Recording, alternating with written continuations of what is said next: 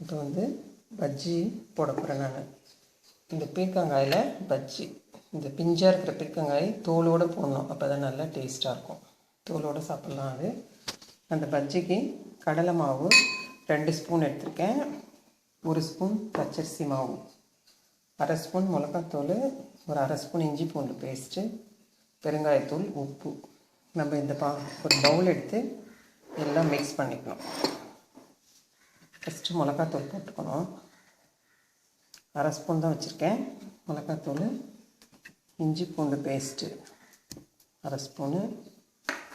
இந்த பெருங்காயத்தூள்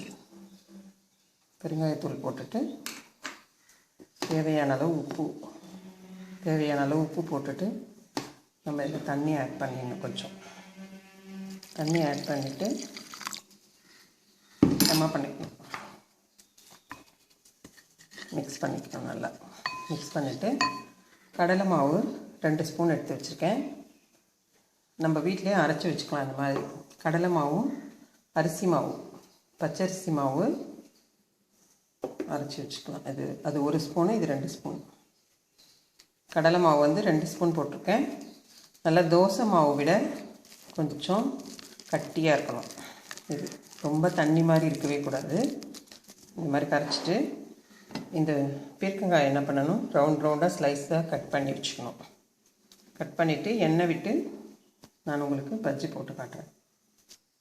பாருங்க, இந்த மாதிரி கட் பண்ணி வச்சுக்கணும். இதை எடுத்து நம்ம கரைச்சி வச்சுருக்கிற மாவில் இப்படி ஒன்று போடணும். நம்ம வந்து ஃபுல் விரலும் கூட இதில் வைக்க தேவையில்லை. இந்த 2 விரல் இருந்தாலே போதும். அதை பாருங்கள், இப்படி டிப் பண்ணி இப்படி எடுத்து வேறு எண்ணெய் காஞ்சிடுச்சு போடுறோம். பாருங்கள், அந்த மாதிரி வந்துடும். நம்ம அந்த மாதிரி ரெடி பண்ணி இதை பாருங்கள், 2 விரல் தான் இப்படி வச்சு இப்படி அப்படியே எடுத்து போடலாம். அந்த அளவுக்கு மாவு கட்டியாக வச்சுக்கணும். நம்ம இந்த பீர்க்கங்காயை தோலோடு போட்டிருக்கோம் பாருங்கள், இஞ்சி நல்லாயிருக்கும் தோலோடு சாப்பிட்டா. இந்த மாதிரி ஒன்று எடுத்து ரெடி பண்ணிக்கணும்.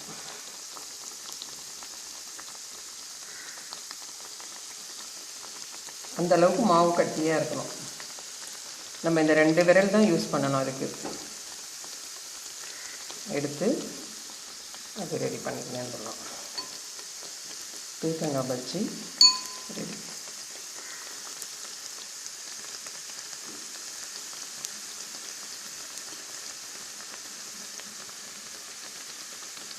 ரெடியானதும் அதை திருப்பி போட்டுக்கணும். கொஞ்சம் நேரத்தில் வெந்துடும்.